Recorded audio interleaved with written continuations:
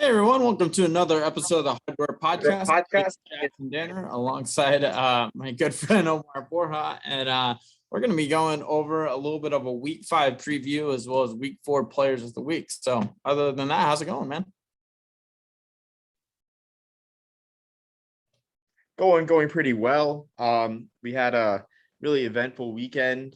Yeah, no kidding. Whenever the slate is slow, that's when the craziest stuff happens. So it always seems to be. Yeah, Georgia State got hosed, but I think we might talk about that a little bit later. Really sad for that program. But even Bo Nix getting benched, something I didn't think would happen. But yeah, really eventful week. We thought it was gonna be a slow week. This week's got a bunch of barn burners. Maybe these games will be duds this week with how last week worked out. But without further ado, do you have anything to say, Jackson, about the opening? I don't, man. I don't, but it was a solid week. We had a lot to digest, and man, Clemson is not ranked. When was the last time that happened? A long time ago. So, yeah, we'll go ahead. I can't remember. Is it your turn to go first or mine? I think you went first last week, so I'll go first with my quarterback. Okay. So my first quarterback is a guy that I think, as odd as it may seem, it's a very hot take, but a guy that I think is in with the right performances in some big games could be in the Heisman race. And I'm going with Christian Anderson of Army with 15 carries, 236 yards, and 4 touchdowns in a great win against Miami of Ohio. He has over 431 yards in the year. He got a little banged up, but I say that because Army, we know that the Heisman is politics, right? Army is a huge brand, and Army has a chance to be put in the best position for a service academy going to a New Year's Six bowl in a long time, because the Wake Forest game, they have Wake Forest at home on October 23rd, and Wake Forest, if they roll in, they have a good chance to roll in at 6-0 when that game comes. Let's see, it's the 23rd. So yeah, about 6 or 7-0 when that game comes. If he outplays Sam Hartman and Army ends up winning, that could be huge for their New Year's Six prospects and for Christian Anderson's Heisman prospects as well. I'm not saying he's going to win the darn thing, but I'm saying he could get some votes if he beats Wake Forest, and of course Wisconsin the week before goes to Camp Randall in a night game on the Big Ten Network. So Christian Anderson, 15 carries, 236 yards, and 2 touchdowns. Really huge performance. Yeah, he's doing well so far in the year, and like you said, he has some pretty big opportunities later on in the road. He's got to get through Miami, Ohio first, but excuse me, no, that was with Ball State this week. But yeah, I'm gonna go with Devin Leary. I think that should come a little surprise. Quarterback from NC State, 32 for 44, which is just under 73% completion percentage. Only 238 yards, but 4 touchdowns and no picks in that major statement win over Clemson. Yes, Clemson is not who they were. I'm not saying NC State is being a college football playoff caliber team, but the drop off in talent can only be so much when you still have the same head coach and didn't have 24 draft picks go out. So so it still is a decent Clemson team, and Devin Leary was a big part of that. Yeah, and it's interesting because I think some guys in the ACC can crawl up the Heisman race before our very eyes, whether it be Sam Hartman, Devin Leary for NC State. Even though I'm not sure his stats so far this season will kind of match up with what we like to see out of Heisman caliber quarterbacks, but guys like him could emerge in the race for the Heisman out of the ACC. It's interesting to see. And we'll talk about how wide open the Heisman race is at the moment with a couple of big games this weekend for positioning in the award race. My next quarterback, I'm going to go FCS right here. I'm going to go with Liam Welch out of Samford. And this is a guy that we talked a lot. Oh, was that your guy? Because I got this. Okay, I'll switch it up. No, it wasn't. But I remember the name. So yeah. Okay, yeah. We're safe then. Yeah, Liam Welch had an absolutely amazing game for Samford. He is still saucing it up out there. He went 56 for 73 against East Tennessee State. That team that beat Vanderbilt had 582 yards passing through the air. He had 73 rushing yards on 10 carries with a 27-yard run.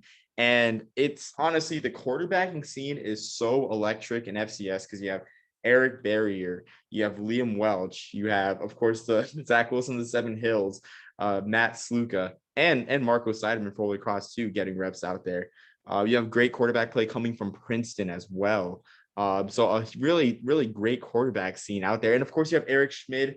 Lindsey Wilson is still saucing it up out there for Nicholls State. An amazing quarterback scene, probably more exciting than the FBS quarterback scene, in my opinion. But Liam Welch, I mean, an amazing performance. It's just a shame. Same thing happened in the spring where Stanford could not play defense. And really, Liam Welch's games went in vain. So Liam Welch is my second quarterback. You mentioned my second quarterback. Actually, I'm going with the Mike White of the Seven Hills, the Marco Seidemann, quarterback from Holy Cross, 22 for 27, 81.5% completion percentage, which is just absolutely insane. 354 yards and 3 touchdowns. Who's the backup to Zach Wilson? Mike White. I thought it was only appropriate to give him that nickname. Yeah, and I mean, like, no bias.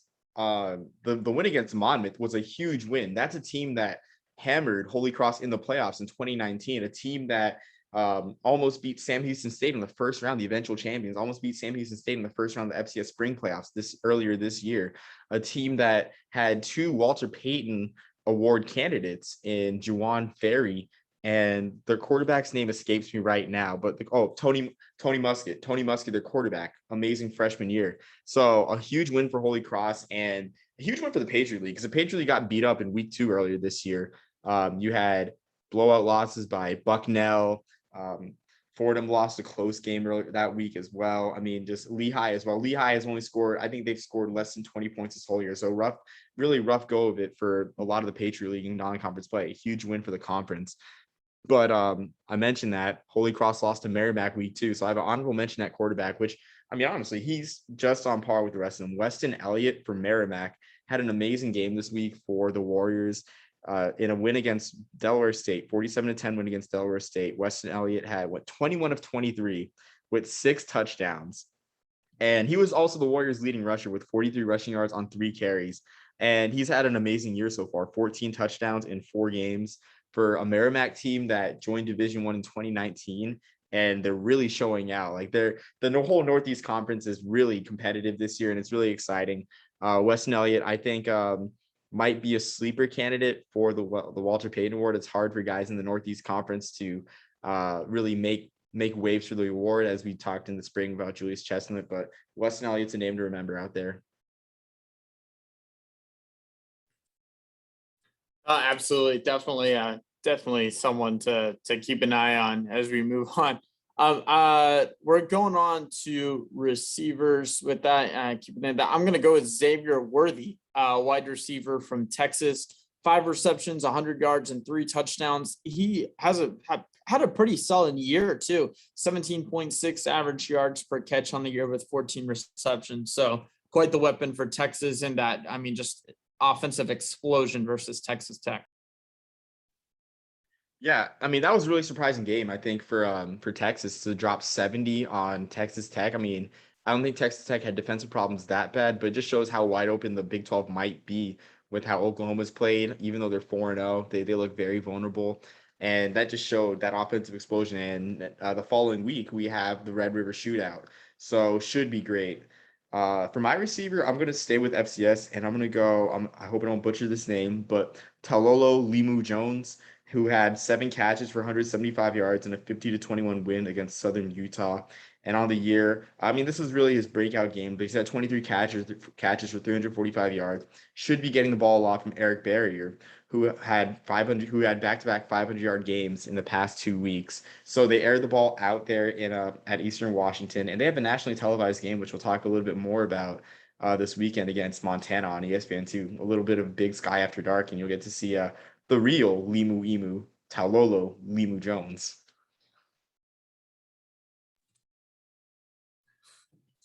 Yeah, man. Of another one that I've got, another receiver, I've got Jacob Cowing, a wide receiver from UTEP, which I'm sure I think we've mentioned him before in the pod a couple of times.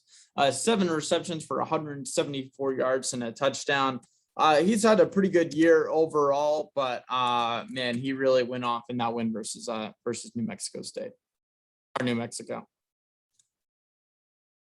Yeah, and UTEP's 3-1 right now. They look on the fast track to a bowl. They have 3 winnable games at least on their schedule in conference, and they might even pull an upset in conference play with how the offense rolls, how they like to run the ball there.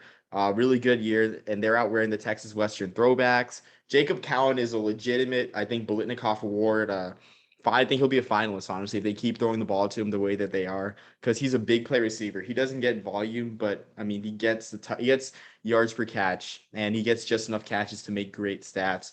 So Jacob Cowing is, I mean, I think more people should know about him in the country, but Conference USA's TV deal is absolutely trash. And if you're not Marshall, UAB, or Louisiana Tech, you're not going to be on CBS Sports Network very often. I mean, that's just the nature of the beast. It's just those 3 teams that get most of the appearances in the conference. Oh, and also if you're not hosting a Power 5 conference team like Western Kentucky was this past Saturday, you're just not going to get on TV much. So UTEP, most of the games are going to be on ESPN Plus, which is very accessible, but a lot of fans won't default to that as their primary viewing option. It's sad, but it's the way it is, which is why Jacob Cowing isn't a household name when he should be. So, I mean, just going on that rant, my next receiver, I'm gonna go with Oregon State, who had an absolutely amazing game this weekend. Their first win in the LA Coliseum since the Kennedy administration. As they thrashed USC 45-7, and they had a balanced attack. Their leading receiver was Tyjon Lindsey, who had 5 catches for 102 yards and 2 touchdowns. Really his breakout game, but you never know with how high scoring the Pac-12 is. They might get into shootouts later on this year where Lindsey gets used more and gets more leeway or gets more traction, into the Blitnikoff race. Like they have games against, of course, Oregon, the Civil War, or I forget, that's not what it's called anymore. On Thanksgiving weekend, they have Washington State and Rolovich's run and shoot offense. Just a bunch of shootouts left. Arizona State, where Lindsey can make a name for himself for the Blitnikoff. Yeah, definitely, man. And I make that mistake all the time too with the Civil War and no longer being called that. Wait, so you did? Are we moving on to running backs right now, or are we doing 3 each? Or did you quarterbacks? So I did an honorable mention quarterback because I felt it had to be Oh, mentioned. okay. But we can do running That's what backs. threw Yeah, me we can do off. running My backs. bad. Yeah. No worries. Yeah. So do you want to go first on running backs, or do you want? You can go first on running backs. Okay. I just wanted to make sure I didn't steal the first pick from you. I'm gonna go with the guy you might have heard of him, Omar, Sincere McCormick, running back from UTSA. 42 rush yards, 42 rushes for 184 yards and 3 touchdowns. Another 3 receptions for 33 yards. Was absolutely clutch with a 4th down touchdown to tie the game in the 4th quarter. McCormick having a great year for himself so far. We talked about Sincere last year. Sincere remains one of the best backs in the country. UTSA is one of the best stories in the country, but the problem is every group of 5 conference, quite literally every group of 5 conference has a great story and a team that has New Year's Six potential. Like this might be the closest race we've ever seen for the New Year's Six because every conference has a dog in the race. Even Western Michigan, who beat a Pittsburgh team that is not bad and might even win their division. They might even win the ACC Coastal. And Western Michigan went to Heinz Field and beat them. It's a shame because I think UTSA has a very realistic chance of going 12-0 in Conference USA. Their main their main opponents that to watch out for would be UAB, of course, the Blazers in the West. Always a great team. I'm not sure if they draw Marshall, which I'm looking at right now to see if they draw Marshall, which is always a challenge for any team in the conference. No, they avoid Marshall, but their biggest challenge is UAB from now. And of course, there's trap games like Louisiana Tech plays well, UTEP at the Sun Bowl. So I think UTSA has a great chance of going 12-0. But again, like when you have Cincinnati, who is pretty much in the driver's seat for the New Year's Six and might even be on the edge of the playoff. You also have Coastal Carolina at 16. It's just a crowded New Year's Six race. But if Sincere McCormick, I'll say this right now, if Sincere McCormick does not win the Doak Walker Award, I think someone's got to be charged for robbery because the man is a consistent performer. 42 carries is all you need to that's all you need to see really. No one does that anymore. But I'm going to get off my soapbox and go to our next running back. So last week I mentioned Deuce Vaughn being a guy to watch out for in the Heisman race. A guy that reminded me a lot of Darren Sproles, not just because of the color of the jersey, but because of the play style. But he was absolutely shut down against Oklahoma State. And Oklahoma State is now 4-0, led by Jalen Warren, who had 27 carries for 123 yards. And that was after he had a 32 carry, 218-yard performance against Boise State. He had a slow start to the season, only totaling 46 yards in his first 2 games. But if Jalen Warren picks it up in Big 12 play, he could be he could be on the pedestal where we're talking about Kenneth Walker and CJ Verdell as Heisman candidates for the running back position. But I think that's only if Oklahoma State becomes a playoff contender. And for the record, Deuce Vaughn wasn't even the leading rusher for Kansas that game. He had 13 carries for 22 yards, and his longest carry was a 7-yard carry. So Oklahoma State bottled Deuce Vaughn up. I still love Deuce Vaughn, but Warren proved that I think he's the best back in the Big 12 this week. No, absolutely. He had a phenomenal game, and we'll definitely keep talking about him and McCormick and Vaughn and everyone. My next guy, I'm going to go with Pat Garwell, running back from Boston College. In 25 carries, 175 yards, and 2 touchdowns. He's had either a touchdown or 150 rush yards in all 4 games this year. He had both in the overtime win versus Missouri this week. Yeah, and it seems like death taxes and Boston College running backs doing really well in college, or Boston College is like producing running backs, whether it's Andre Williams being a Heisman finalist in 2013, whether it's even John Hilliman getting some NFL time with the Giants. He was a back that was, put in some pretty bad offenses, but still got NFL time. And of course, A.J. Dillon, a guy that I thought could have been a Heisman finalist if he stayed healthy for Boston College, and Boston College won. So yeah, just a running back factory out there in Chestnut Hill. For my last running back, I'm gonna go back to the Oregon State game, and I'm gonna go with B.J. Baylor. He had 32 carries for 156 yards, and what I love to see with these running backs is like those volume stats of carries and just efficient, even with the volume of carries that they get. Like 32 carries, even like, I mean, we talked about Cincinnati McCormick's 42, but even 32, that's like something you don't really see too often. And in such a big win like that, it gets its name out for sure. And Oregon State looks like they have a bunch of potential to, I mean, make some noise in the Pac-12 North. Do I think they're going to win the Pac-12 North? No. But I think 8-4 or 9-3 isn't out of the question, which could help Baylor's candidacy for the Doak Walker. I mean, Heisman if they beat Oregon and he goes off, maybe. I don't know, but yeah, BJ Baylor should be on everyone's radars.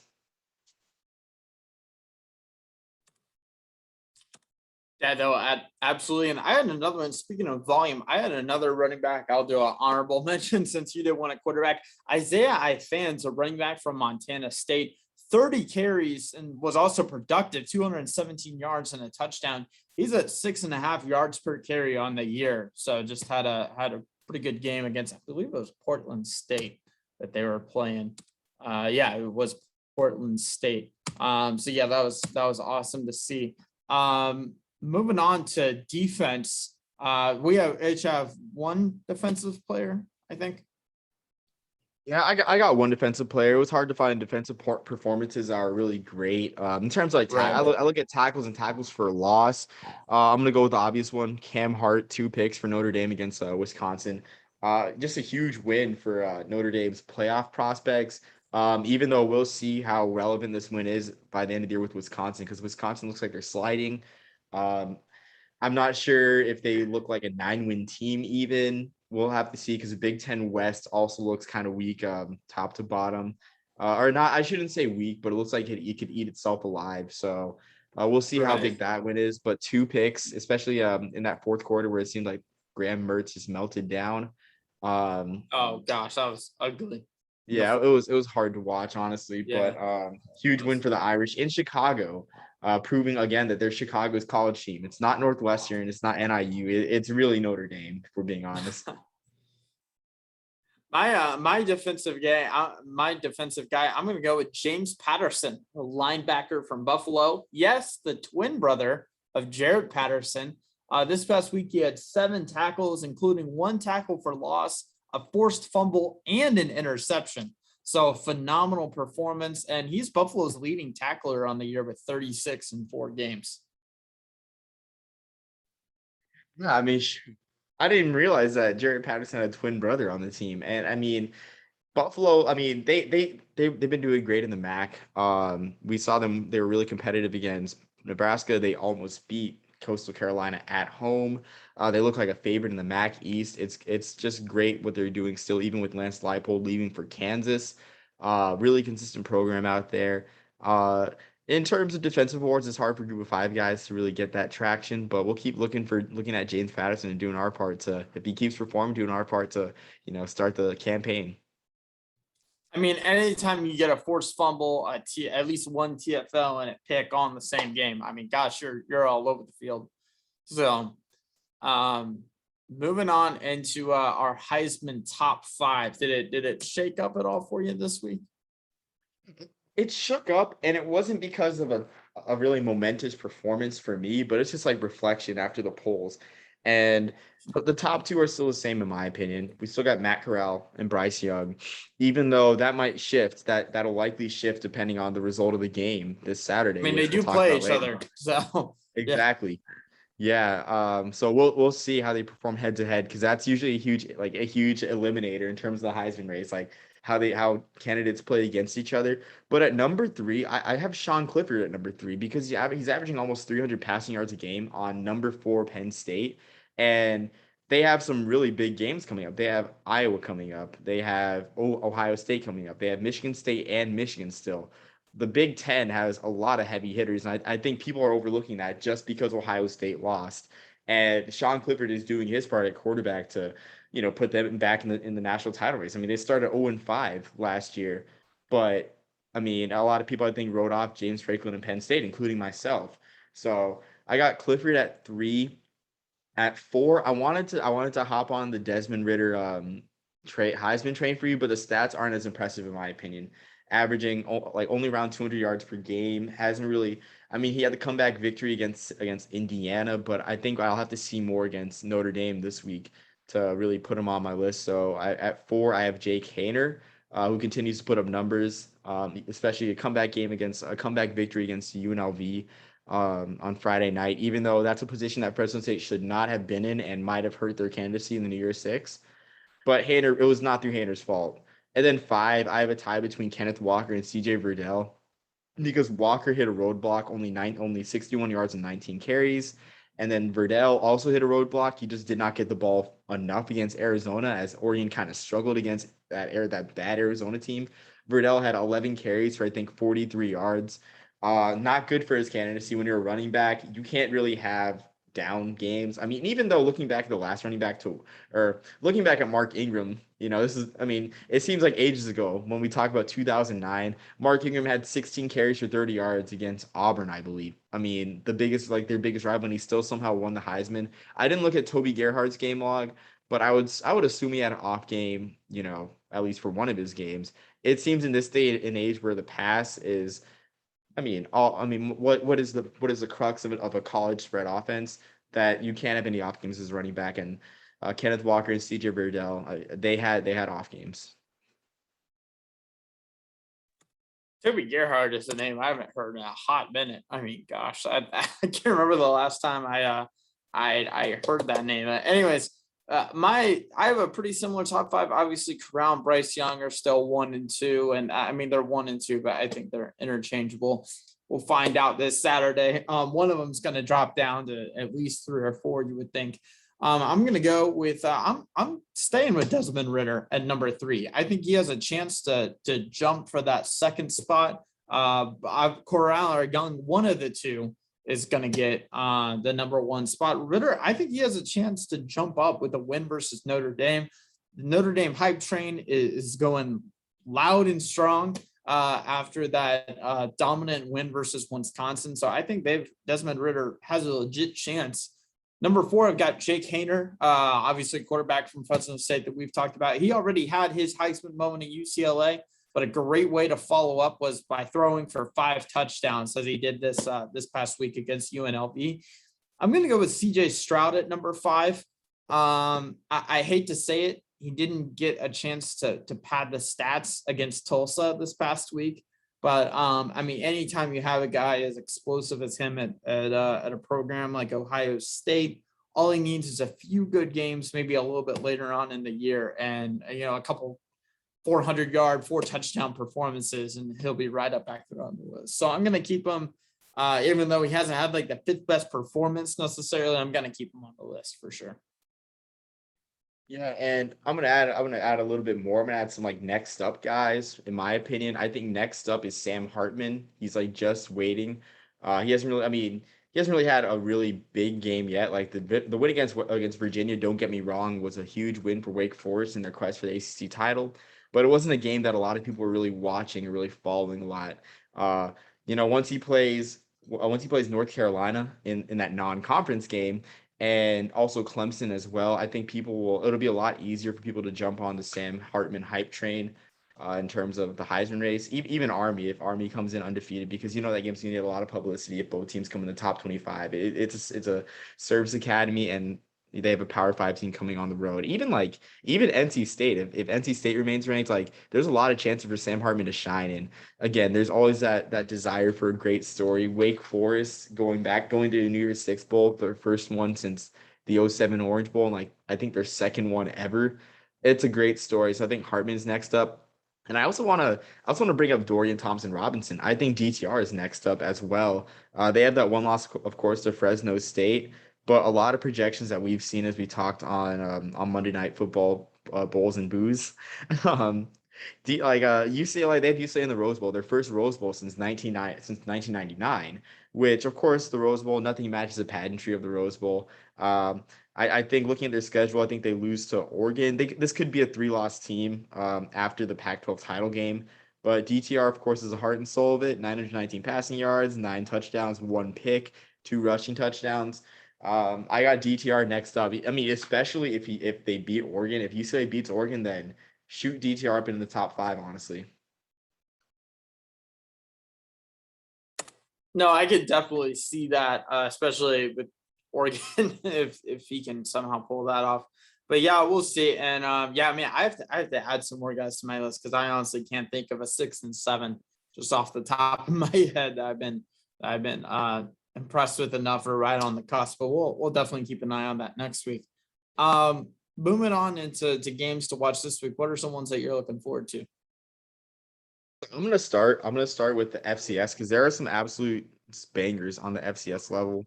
Starting off with the one that we mentioned earlier, national TV, Big Sky After Dark. If my ESPN app will cooperate, there we go. I know who's playing that one. I was trying to find other FCS games because there's a ton of ranked FCS games. But you have Montana versus Eastern Washington. We talked about Eric Berry, who I think is the front runner for the Walter Payton Award, was a finalist last year, has thrown for 500 yards in back-to-back games, had that big game against UNLV at Allegiant Stadium. Just a great quarterback. And I mean, people know of Eastern Washington football, but this will really be a showcase for Eastern Washington and like Montana as well. I mean, I feel like people were really sleeping on Montana until they beat Washington, of course, because them being an FCS school. But Montana is a very solid FCS program, and you'll see that at 10:30 on ESPN2. Just an absolute, I mean, scorcher of a game. I think that's the best after dark game in that period, honestly, because last weekend's games just they were kind of stinkers in that time slot. Yeah, definitely not the best time slot, especially with the disappointment that was Oregon State USC. So yeah, hopefully there'll be a little bit better slate in the after dark time, as you said. I'm gonna go with a game on Friday, which we haven't done too many of those. Houston at Tulsa. Tulsa 1-3, especially with that loss to Ohio State. Also lost to Oklahoma State and UC Davis. Their only win is against Arkansas State. With Houston as beaten Rice, Grambling, and Navy, lost to Texas Tech.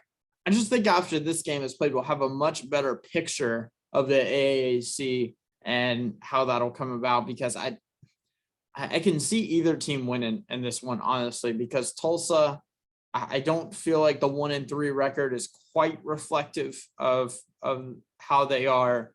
And Houston is, I don't know, maybe a little bit of a pretender, but we'll see. I think we'll have a much better picture. And it's a mystery in my opinion, like who's going to play Cincinnati in the American title game. That's a huge mystery, because it could be Memphis, it could be Houston, just a lot of teams out of that. It could be UCF. Heck, I mean, a lot of teams, excuse me, vying for power. Even SMU. There's a lot of good teams in the American fighting for that second spot, and could ultimately like hop into the New Year's Six conversation if they beat Cincinnati. So really interesting situation. The Friday night games have not been the best. I mean, this past weekend they were great games. I mean, you had Liberty Syracuse, which if you're Hugh Freeze, kick the field goal. You just got to kick the field goal. Just some absolutely great games. So for my next game, I'm gonna go with an important game in the Missouri Valley Conference. A guy we've talked about before, Otis Weah. He's having trouble this season. 39 carries, 161 yards, and 3 touchdowns. But of course, North Dakota State comes into town with a 3-0 record. North Dakota is 2-1. You got a rivalry game there, an important game with a lot at stake. And I mean, North Dakota State just being one of the bigger brand names. North Dakota is looking to really gain some ground in that rivalry with a huge win this weekend. So that's one to watch. That one will be on ESPN Plus for those of you that don't live in the Dakotas at 3:00 Eastern. And Blues, if you're listening to this and living in one of the Dakotas, please let us know, because that would be a first. I'm going to go with a pretty obvious one here. I think maybe the best game of the week: Cincinnati at Notre Dame. It's a statement game for Cincinnati. This is essentially a playoff game for them, I think, and maybe they don't go to the CFP. Well, more than likely not. But this is a huge resume builder for Cincinnati. And for Notre Dame, it's not the same. Notre Dame, if they beat Cincinnati, then that's just kind of expected. If they lose to Cincinnati, they'll probably win all the rest of their games. So it probably won't come back to haunt them. But man, this is a huge game for Cincinnati. I mean, I know I'm going to be pulling for the Bearcats. I really hope they can pull this one off. But we'll see. This is an incredibly important game, and I think Cincinnati is one of the more underrated teams right now. Absolutely. And I mean, had this happened in another year where another conference was iffy, I mean, particularly the Pac-12, this would be it like a more clear playoff game for Cincinnati, but the Pac-12 is strong. We don't know about the Big 12, which brings me to my next game, Baylor versus Oklahoma State. Both teams are undefeated and under everyone's radar with Baylor at 19, Oklahoma State at 21. Both teams are under the radar. And this could be an elimination game because I'm not sure if either team. Well, I mean, maybe we don't know about these teams yet if they can beat Oklahoma. That's the thing, really. So I mean, that'll be something to look out for sure. And I think the thing that troubles the Big 12 is the fact that they do round robin and a conference title game. So in a year where you have so many teams that could end up undefeated simply by avoiding each other, which I feel like could be the case if the Big 12 had divisions, even though the 3 teams of note would have been in the same division. So maybe that doesn't hold up as well. But just a huge game as well. I mean, Baylor looked legitimate against Iowa State. They'll have another test a couple weeks down the road against BYU. A huge game for BYU's New Year's Six preparations. Just a huge game that I feel is just under the radar because I feel like people was kind of giving up on Oklahoma despite their struggles. What was that? Oh, I was just gonna say the way that Baylor held Bryce Hall was like incredible. It's not to Bryce Hall's fault; he's still just as good as he was last year. That offensive line took some hits, and they're just not they're a shell of what they were last year. But man, how they contained him was very impressive. And watching that game, and you're right, both these teams are, like you said, under the radar. So we'll see. I mean, Baylor and Oklahoma State fans will probably be chanting Caleb too, because they don't want to face Spencer Rattler by any means. So with my next game, I'm going to go with Louisiana Monroe at Coastal Carolina. Louisiana Monroe, thought this was interesting. They're the 8th best rushing defense statistically in the nation. Coastal Carolina is the 3rd best in third down percentage. those are going to be two really important things for both of these teams. Coastal Carolina to finish and continue drives. Louisiana Monroe just has to control the clock. I feel like in this one, you have to keep the ball out of Grayson McCall's hands. Grayson McCall just on fire this year, a 77% completion percentage, 8 touchdowns, only 1 pick. Louisiana Monroe, I think, has a chance. It's going to be tough on the road in Myrtle Beach, but man, they've got to control the clock, and they've got to get Coastal Carolina off the field. So we'll say I think that's going to be an intriguing game. Yeah. And I think that 34.5 point line's a bit too much because ULM is improving a lot. That's another thing I was going to mention is this game is going to be a lot closer, I think, than 34.5 points. Well, obviously it can't, be a 34.5 point difference, but it's going to be a lot closer than that. I mean, Coastal Carolina will win, obviously. I don't think ULM really has a shot, but it's like, I think they can hang in there for just a little bit, if only. Yeah. I don't think Coastal Carolina will cover, honestly. But that ULM team, like we talked about it with their bowl projections, like people are thinking this team could make a bowl if everything falls right. Which, on that note, I think their main competition, these teams play each other later on in the year, is South Alabama. South Alabama plays Louisiana at home, 3-1 Louisiana, and that's 8:00 Eastern on ESPN Plus. And this is an interesting game because we'll sort of see if South Alabama is for real. They benefited from a weak schedule. They're one of the 26 unbeaten teams left, but this game could be huge for advancing their bowl aspirations because they face a really tough schedule down the road. They got Tennessee, Coastal, App State. They got Troy. Georgia Southern's always a tough team to play with that triple option, and they play them on a Thursday night on a short week of preparation for that option offense. Even with Georgia Southern firing Chad Lunsford, could be a troublesome game. So I think we'll really see if South Alabama is a legitimate player in the bowl race, but they have some winnable games for sure, and they should be well on their way to the Lending Tree Bowl. But that's a true test in the Sun Belt for right there, like South Alabama against Louisiana. Yeah, no, that'll be a good one to watch. Opposite end of the spectrum again. I'm gonna go with Arkansas at Georgia. College game day this week. I think Georgia wins. They're just so much more talented than Arkansas. I will say I'm fascinated with Arkansas's defensive scheme. They run a permanent dime defense. So they're okay and giving up the short to medium plays. You are not going to beat them over the top, and you're going to get very few explosive plays, if any. Arkansas also has the 16th ranked rushing offense, which, similar to, like I said, with Louisiana Monroe, the only shot they have is to just control the clock. And they're the 35th best scoring offense, which I mean, you have to score to compete with Georgia. So we'll see. Like I said, I think Georgia wins, especially with it being in Athens. But Arkansas has a little bit of a formula to keep it close for a little bit. Yeah, and I want to push back a little bit, I think, on Arkansas controlling the clock. Well, that's certainly a key to victory. I don't think they need to do that all too much against Georgia. I think they got to force Georgia to pass more, honestly, because the play action game was what's really strong. I mean, when it comes to Georgia, I mean, of course, you watch more SEC ball than I have, but I think what let a guy like Stetson Bennett have the game he did against UAB was them prepping so much for the run. Was UAB really anticipating to run so much, opening up those deep passing lanes? So that's just my view on it. Of course, I don't watch as much SEC ball as you do. I mean, when you're facing like 6 defensive backs on literally like every snap, it's gonna be tough to pass the ball effectively, though. So, and I mean, you could probably get a pretty good number of yards after contact if you're in the running game. But I mean, there's so many guys on the second and third levels. I just feel like it's a little bit of a way to keep it close. And I mean, looking at I watched a lot of all 22 this offseason on the Chiefs, particularly games where the Chiefs played bad teams and it stayed close.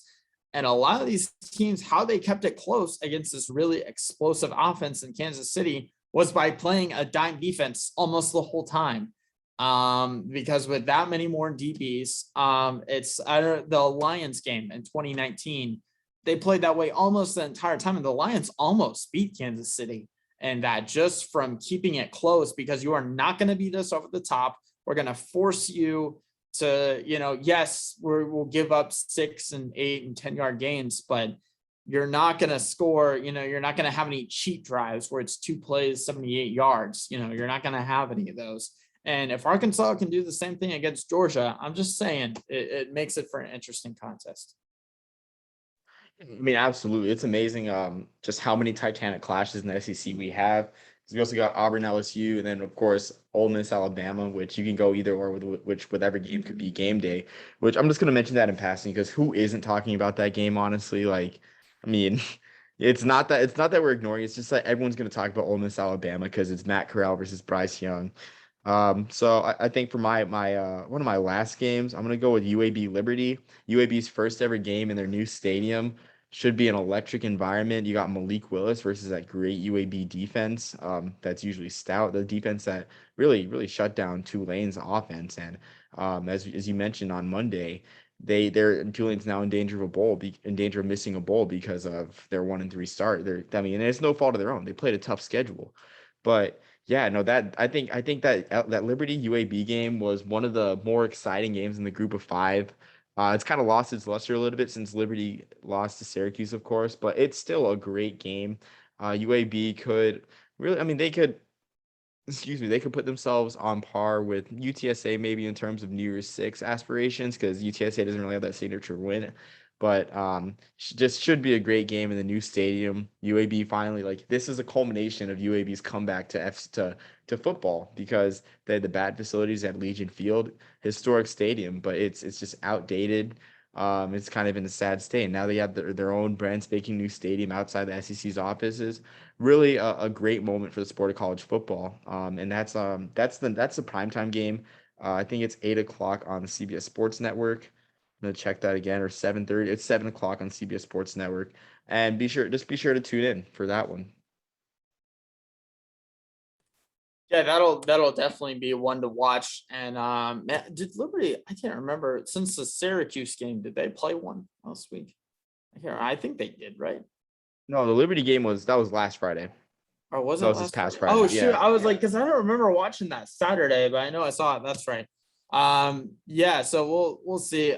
Malik Willis, I saw, I think it was PFF College tweeted that he's now the number 1 quarterback for this upcoming draft, in their opinion at least. So we'll see, which is, I mean, quite the statement. But we'll see. I mean, Malik definitely has so many talents, and hopefully Liberty can continue to use them for the time that they have them. I'm going to go with Buffalo versus Western Michigan as my last game to watch. Both teams have the best record in their division in the MAC.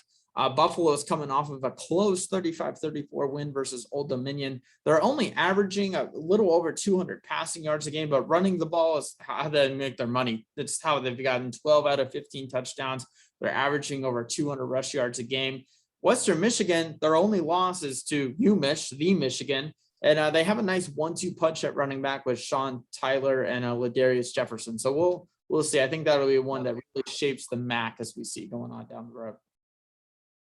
Yeah, that one should be great because Western Michigan, I think in another year, they would definitely be in like they'd be second or third in the New Year's Six race with a win against Pitt. And I mean, I think what we learned about Western Michigan this past weekend with them beating San Jose State handily at home, 23-3, shutting down that great offense with Nick Starkel, fellow Justin Bieber fan Nick Starkel. Always got to mention that.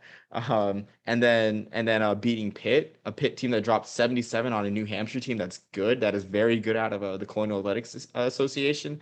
It just shows how good Western Michigan is. And again, it's just a packed year. Caleb Ellaby, like you mentioned, a draft-ready quarterback that people got to know about.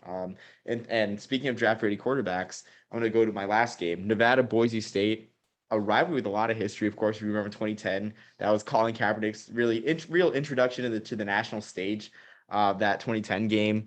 And they have another great quarterback now, Carson Strong, who is doing really great this year, 955 yards in 3 games. They ran into a bit of a rough patch against Kansas State, losing to them by a couple scores. But this game's huge because we could see a 2-3 Boise State team, which is something that's like really hard to imagine. But And we have to ask that question, like, is Boise State on the decline if they lose to Nevada? Not that Nevada's a bad program, but we would look at a game like this in the past, and we would expect to be competitive, but we wouldn't expect Boise State to leave with a losing record 5 games through the season. So just an interesting development there on the blue turf.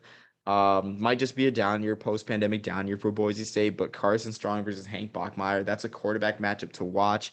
Toa Tawa runs the ball so great. I don't know if people remember his brother Vi Tawa with Colin Kaepernick in 2010 and the late 2000s. Just great running backs out of the Tawa family. Romeo Dubs is one of the best receivers in the group of 5. I mean, last year had an amazing year, 58 catches, 1,002 yards, a lot of talent in that game alone. And it's very important. I mean, it's very important for the Mountain West race. I mean, people don't realize how packed the Mountain West Western Division is, because you got Nevada, San Jose State, San Diego State, Fresno State. I was watching the ABC halftime show for the noon game, Texas Tech, and I forgot who said it, but one of the analysts said that, yeah, their biggest Fresno State's biggest test is Boise State, and I'm like, that's just not true. Like, yeah, we like to assume Boise State, but have you seen the Mountain West West? I think the conference goes through the West nowadays. Yeah, definitely. And it's so easy for people to have the Boise State impression of they're still that good, and they're not right now. Obviously, we'd love to see them someday. They're such a big brand name as far as Group of 5 goes, but at least for the moment, no, they're not the Boise State of old. So Yeah, and I mean, it's kind of interesting too in this period of conference realignment. Like, we want them to be that Boise State, and I think they could add a lot to the American, but they just decided to decline. Which I'm not sure if you saw the big realignment news about Air Force and Colorado State possibly, well, close to joining the American Conference, which could I shake did up a see whole lot that. of things out west. Yeah, like, and Yeah, Boise that State choosing not to join in on that. That kind of shocks me because without well. I think the conference remains the same because the two big dogs, of course, are Boise State and San Diego State. They both decided to stay in the Mountain West. So the conference. The conference's strength should remain the same, really, because Colorado State, they're a consistent bowl team, but they're a mid-level bowl team. And Air Force, I'm not saying this out of bias, but they haven't really been a huge player aside from a 2015 Mountain West title game appearance. They go to bowls. Of course, they have a consistent program, but they've yet to break through the glass ceiling that we've seen Navy do, where they're on the doorstep of the New Year's Six. So um, again, it's markets. I think that move is a move for markets in Denver, of course, in Colorado State, and you have the national brand in Air Force, where the Air Force Navy game is now an in-house production.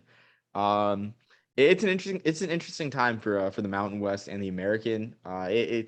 It's really not beneficial for teams like Temple. I'd be interested. Excuse me, geez, moving my mouth so fast. So much talking today, but yeah, I'll be interested to see what a school like Temple does, where they're pretty much on an island in Philadelphia, and now they're gonna have to travel to Denver, and all of their schools are gonna have to travel to Denver.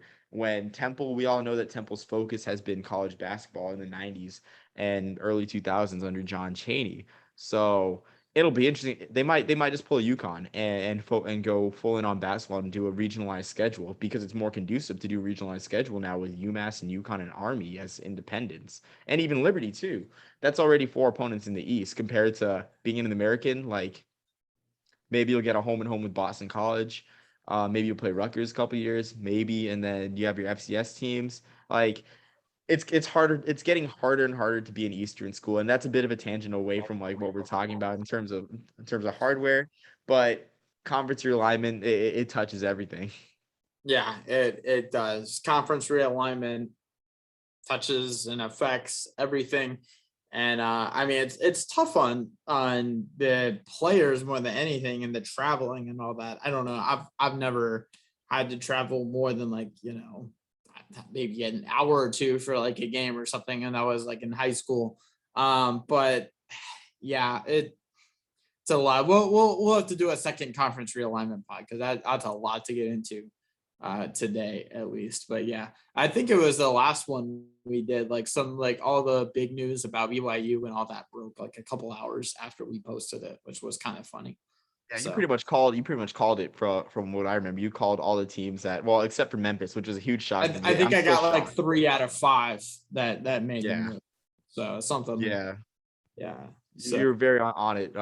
But of course, this opens the door for New Mexico State, which I'm excited about. right, They need a forever home.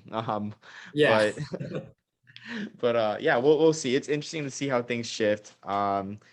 But I can't help but think that natural rivalries might die because I mean, Air Force has been playing in the WAC/Mountain West, and they've been playing those teams for upwards of 50 plus years. I mean, when you think about the Mountain West, of course, inevitably you draw back the bloodline to the WAC.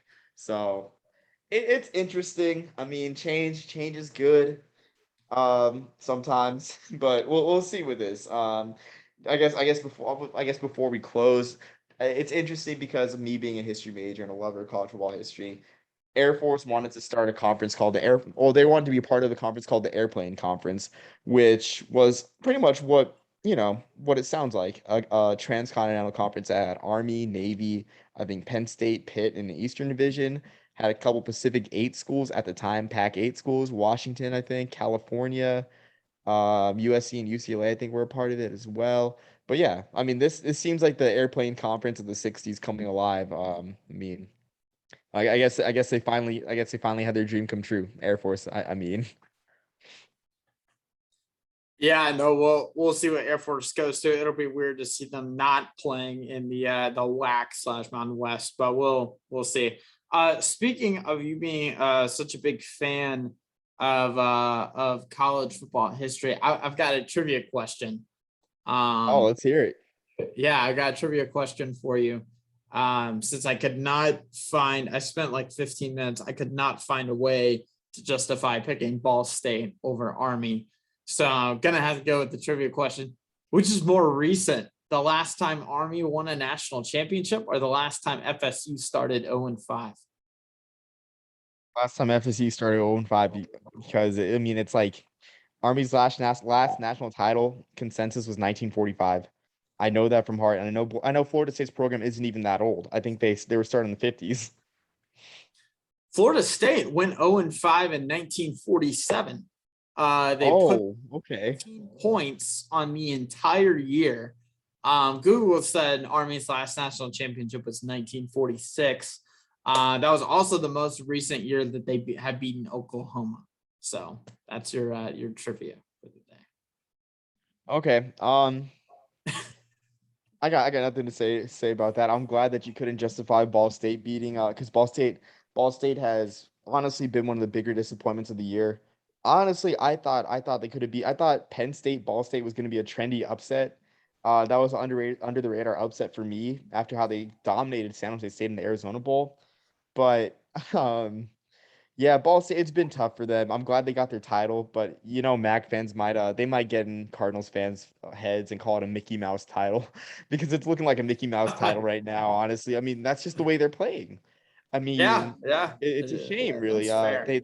Drew Plitt, Drew Plitt's a great quarterback. And they had a great supporting cast, but yeah, it'll be interesting. I mean, maybe they'll have the home edge in Muncie because Army's not playing. I mean, Army's on the road for the first time in what seems forever. I mean, they've had 3 straight home games. Seems like forever since they've been on the road. But I'm just glad that you didn't, because I don't know, man. You picked UConn to beat Army. Um, I mean, that's rock bottom. I mean, it's even more, that would be even more rock bottom now, since with that recent loss to Wyoming. So they somehow UConn seems like it's like worse every week. But They almost beat Wyoming. They almost beat them. It was a close yeah, you're game. right. They did almost beat them. Yeah, you're right. They did. But I remember our friend Scott said another week, another embarrassing loss for UConn. So which is And fair. okay, I'm gonna have to push back against Scott on that because it wasn't embarrassing. They lost by 2 points to a team that's probably gonna go to a pretty solid bowl, a team that's projected to play a Power 5 team. Like I Yeah, get it, that's fair. Scott's a That's funny guy, but come on, Scott. You yeah. know that's not embarrassing, man. Yeah, no, that's fair. So, but yeah, I had to work in. Man, that's a first for me. I worked the Army and a Florida State little jab in one. I So didn't know it's Florida State. Honestly, man, that that Florida State UMass game is going to be interesting. Like that is definitely I a did see, sicko game. speaking of winless teams, UConn versus Vandy tickets are $3 on Ticketmaster. So if you're looking to go to college, On Ticketmaster. That's wild because Ticketmaster's like they got the highest prices. So they're the first party distributor. I'm surprised. I could That's be wild. wrong on the vendor on that, but I know that they were $3. I saw that on Twitter. So if you're looking to go to a Power 5 college football game, for cheap, go to Vandy UConn, and it'll be competitive. That's for sure. So, yeah. Yeah, I mean, shoot, that's interesting. I mean, that's definitely a sicko game for there. That's I don't know if you follow the Sickos Committee, Jackson, or anyone watching it, but there's an account called the Sickos Committee, and they're pretty much a follies account for college football. It's so funny, like the games that they tweet about, because only people that genuinely love the sport will tune into these games. Like it's insane. I mean, I really can't wait for UMass Florida State. Like that is the epitome of a sicko game. Like That um is. So that's gonna be must watch TV for people like us. So that's gonna be interesting. But I mean, people might shrug that off like, oh come on, Florida State's not that bad. They lost to Jacksonville State, like in a really bad way. So it might actually be bad against UMass. So we'll see. But yeah, I think that wraps it up for me, man. Anything else? No, just a good another college football Saturday to be excited for. Got some other rivalry games. I didn't mention this, but you got the Military Classic at the South. I want to shout out to Kevin from FCS Fans Nation, a Citadel graduate who I've talked to before. Just a great spectacle. And I mean that's that. I mean it's of course the lesser Service Academy game, but I'll just leave it at that. Or sorry, it's not even a service academy game. It's a senior military college game. And I say that in jest, Kevin. I mean, we're all in the same fight wherever you come from. We're all in the same fight. I say that in jest. It's all love. I don't have any Citadel jobs or anything. So yeah. I love their uniforms though. I love Citadel's uniforms. I mean that the powder blue just pops. Well, what was that? Their football uniforms, I'm hoping. Yeah, their football uniforms. Mean, the powder blue just pops. It's amazing. I mean, I'm surprised more teams don't wear powder blue, but I guess that's a discussion for another time. Yeah. We're getting way off topic. So we definitely are. Enjoy your college football Saturday, and man, a lot going on. The return of Brady and Gronk Sunday night will also be fun to watch. And I've never been more excited for an NFL game. I'm actually really excited for that game. Yeah, it'll be fun with the I think TB12 their Instagram account commenting on the SNF on NBC video. Like I never thought an Adele song would have me like running through the brick wall. But yeah, that's what I'm thinking, man. And I listen to Adele. I listen to Adele by choice. I love Adele. She makes music for lovers. I mean, great music right there. But yeah, I'm excited. Yeah, it'll be fun to watch. So man, it's because I remember watching at least the beginning of that Colts Broncos game when Peyton went back to Lucas Oil. It's like this is even like Tom was immensely more successful than Peyton was at the Patriots than Peyton was at Indianapolis. So it's like an even bigger deal, and he's already won a ring with Tampa, which I don't think Peyton had at that. Well, he definitely hadn't at that point. So I don't think he had even been to the Super Bowl yet with Denver. So, but yeah, it'll be something to watch for sure.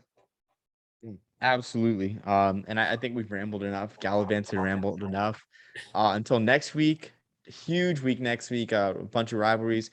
Can't wait for it. Till next week. Peace, love, and soul, everyone.